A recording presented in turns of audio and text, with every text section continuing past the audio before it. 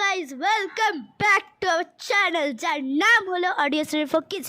তো আজকে আমি যে গল্পটা শোনাবো সেটা আমরা বই পড়ে শোনাচ্ছি না। এই গল্পটা মানে সবাই বলতে, ছোট থেকে বড়, বড় থেকে ছোট, সবাই শুনেছ অবভিয়াসলি। যার নাম হলো গল্পটার নাম হলো সোনার ডিম পাড়া হাঁস। এই গল্পটা তোমরা নিশ্চয়ই ইংলিশ, হিন্দি, বাংলাতে তিনটেতেই শুনেছ। আর বলে দিই, বাংলাতেই অবভিয়াসলি বেশি শুনেছ। তো আমিও বাংলাতেই বলছি, আমি জানি না কার কার ভালো লাগবে। বাংলা না হিন্দি বলবো আমি বুঝতে পারছি না। বাংলা না হিন্দি বলবো? বেঙ্গলি ইয়া হিন্দি? এক সেকেন্ড, ঠিক আছে, বেঙ্গলিতেই বলবো। স্টার্ট করা যাক আমাদের গল্প সোনার ডিম পাড়া হাঁস। একটা বহুত অনেক গরিব একটা গ্রাম, মানুষ ছিল একটা গ্রামে। সে আর কি এমনি দুঃখে নিজের দিন চালাতো। হঠাৎ কি একটা লোক তাকে একটা হাঁস দিল, পাতি হাঁস দিল। চমৎকারের কথা, সে সোনার ডিম পাড়ত। সত্যি, মিথ্যে না। কিন্তু কৃষক তো সেটা জানতো না। প্রথম দিন যখন কৃষক তাকে কিছু খাবার দেয়, তারপর পরের দিন সকালবেলা উঠে দেখে যে সে ডিম পেড়েছে। কিন্তু এত চমকাচ্ছে কেন? কৃষক সামনে গিয়ে দেখে যে বাপরে, এটা কি? এটা তো ডিম মনেই হচ্ছে না। বাপরে, এত চকচকে ডিম হয় নাকি? এই প্রথম দেখছিলাম। কৃষক ভাবছিল সে স্বপ্ন দেখছে। তারপর সে চোখে মুখে জল দেওয়ার পরও দেখছে সেটা সোনারি ডিম, একদম নকল না। সে ধরেও দেখে সেটা নকল ছিল না। সে ওই ডিম বিক্রি করার কথা ভাবলো। সেই ডিম বিক্রি করে সে লাখ লাখ কোটি কোটি টাকা জমালো। রোজ পাতি হাঁস একটা করে সোনার ডিম পাড়ত, আর কৃষক সেটা বিক্রি করে বেশ টাকা কামাতো। কিন্তু কেন জানি না কৃষকের মনে লোভ জাগলো। কৃষক একটা কথা ভাবলো, আমি যদি সব ডিম একসাথে নিয়ে বাজারে বিক্রি করি, তাহলে তো আমি রাতোরাত, দিনে দিন সব একেবারে ভরে যাবে টাকায় আমার ঘর। তারপর সে চিন্তা করলো, ডিম কী করে নেব। বুদ্ধি আসলো, হাঁসের পেট কেটে নিশ্চয়ই ডিমটা নিতে পারবো। আহা, কি বুদ্ধি কৃষকের! আরে, হাঁস খাবে, তারপরে তো ডিমটা পারবে না। আগে থেকেই যদি পেট কাটে, তবে ডিম কিছুই পাবে না। তখন কৃষক তাড়াতাড়ি করে একটা চাকু নিয়ে নিল। আমি জানি না কি করে নিল, কোদ দিয়ে নিল, সেটা আমাদের গল্পে বলেনি। তো চাকুটা তাড়াতাড়ি নিয়ে ওর পেটটা ক্যাচ করে কেটে দিল। বেচারার কি কষ্টই না হলো। হাঁস তো মরেই গেল। এদিকে কৃষক তার লোভে দেখলো, যাক বাবা, হায় হায়, কোনো ডিমই নেই।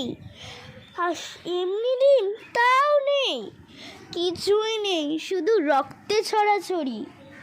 তখন কৃষক নিজের মাথা দেওয়ালে ঠুকতে লাগলো। ভাবলো যে আমি যদি একটা একটা করে বিক্রি করতাম, তবে এই হাল আমার আজ হতো না। বেশ কষ্টে তারপর তার দিন চলছিল। আহারে, অতি লোভের ফল তো এরমই হবে। তো গাইস, গল্পটা কেমন লাগলো কমেন্টে নিশ্চয়ই জানাবে। আর আমি দেখছি যে কেন আমি বুঝতে পারলাম না এখনো পর্যন্ত, আমরা যখনই ইংলিশ গল্প পড়ি তখনই গাইস তোমরা এত লাইক করো। আমি কি বলবো, কেন লাইক করো? আমার মনে হয় এইটাই, যে আমি একটু আটকে যাই, সবার ফান হয়, ওই জন্যই। ভূতের গল্প আজকেই ছাড়বো ভাবছি। ছাদে এসছি আমরা গল্প পড়তে, নিচে পুরো কি গাইস জানো না, এত আওয়াজ না কি বলবো। এবার তোমাদের মাথায় আসবে যে আমি গল্পের মধ্যে এসব কেন শেয়ার করছি, কারণ আমরা অডিও স্টোরি ফর কিডসে নিজের ফেস টেবিল করে দিয়েছি।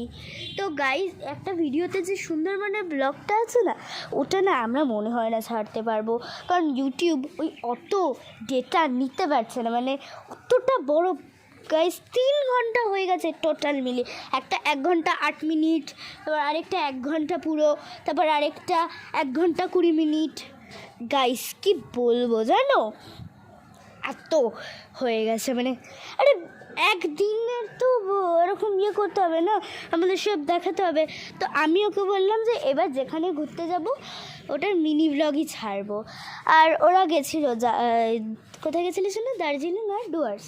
দার্জিলিং ডুয়ার্স গেছিলো ওরা, আমি আর ওই যে ভুজিয়া পিসি যাইনি, কারণ আমাদের ডাকেইনি, আমরা যাবো কেন। তো ওরা গেছিলো আর আমাদের আরও মানে আমার একটা আরও দাদা আছে আরেকটা, তো তাদের ফ্যামিলির সাথে ওরা গেছিলো। গাইজ ট্যুর তো ভালোই হয়েছে, কিন্তু ব্লগ করেনি কেন বলো তো, ও একা একা কী ব্লগ করবে, এর জন্য ও করেনি। জাস্ট ভাই কি বলবো, এত মাথাটা গরম হচ্ছে না। আমরা মিনি ব্লগ সুন্দরবনে গিয়ে ছাড়লেই ওটাই ভালো হতো, ইউটিউব এত তো এমনি নিতে পারছে না বেচারা। সাবস্ক্রাইবার তো অত বাড়েনি, তাই জন্য আমরা লাইভটা অত করতে পারছি না। প্লিজ গাইজ, আমাদের সাবস্ক্রাইব গোল হচ্ছে 50, প্লিজ ওটা পূরণ করে দিও। আস্তে আস্তে আমরা 100, 1000 সব করে নেবো। আমাদের প্লিজ এই জার্নিতে হেল্প করো। ইয়েস গাইজ, আমরা যদি আমাদের 100 সাবস্ক্রাইবার হয় তো আমরা একটা জিনিস করবো, পার্টি করবো, টাকা জমাবো। আর যত জানি যে সাবস্ক্রাইব তো ফ্রি, সাবস্ক্রাইব করতে আর কোনো টাকা লাগে না। ইয়েস, তো একবার দাবি হবে না, এটাকে ভেঙে দেয় একদম সাবস্ক্রাইব বাটনটাকে। ইয়েস আর লাইক বাটনটাকে খুলে একদম টিপে মেরে দাও ওকে। গাইজ এইভাবেই আমরা ফান করে বলি। সবাই বলে একটা লাইক বাটন বা মায়ের কসম এইসব দিয়ে করে, আমরা ওরকমভাবে করি না। ইচ্ছা হলে দাবো ভাই, পয়সা তো লাগবে না, জাস্ট একটা ক্লিক করতে কি সমস্যা, একটু বাড়িয়ে দাও গাইজ। একটুখানি বেল আইকনটাও জ্বালিয়ে দেবেন, যা যা আমরা ভিডিও ছাড়বো তা আগেই আপনি নোটিফিকেশান পেয়ে যাবেন। হ্যাঁ, আর যারা মানে যেই ইউটিউবার, জানি এখন অনেক বড় বড় ইউটিউবার আছে, বাট আমাদেরটা দেখে না। যারা ইউটিউবে দেখছো তাদের বলে দিচ্ছি গাইজ, মানে তারাও গাইজই হয়, বড় হয় আমাদের থেকে, তাও আমরা বলছি প্লিজ আমাদের সাবস্ক্রাইব করে দিও। আস্তে আস্তে আমরা এই বাচ্চাদের গল্প ছেড়ে কোনো কোনো সময় হয়তো একটা বড়দের চ্যানেলে খুলবো, যার মধ্যে আমরা আসল ভূতের ঘটনা ছাড়বো। হ্যাঁ গাইজ, আরও অনেক কিছু ছাড়বো যেটা এখন বলতে পারছি না। এই চ্যানেলটা আপাতত বাচ্চাদের জন্যই থাকুক, ইয়েস, দেখা যাবে বাদে। তো বাই।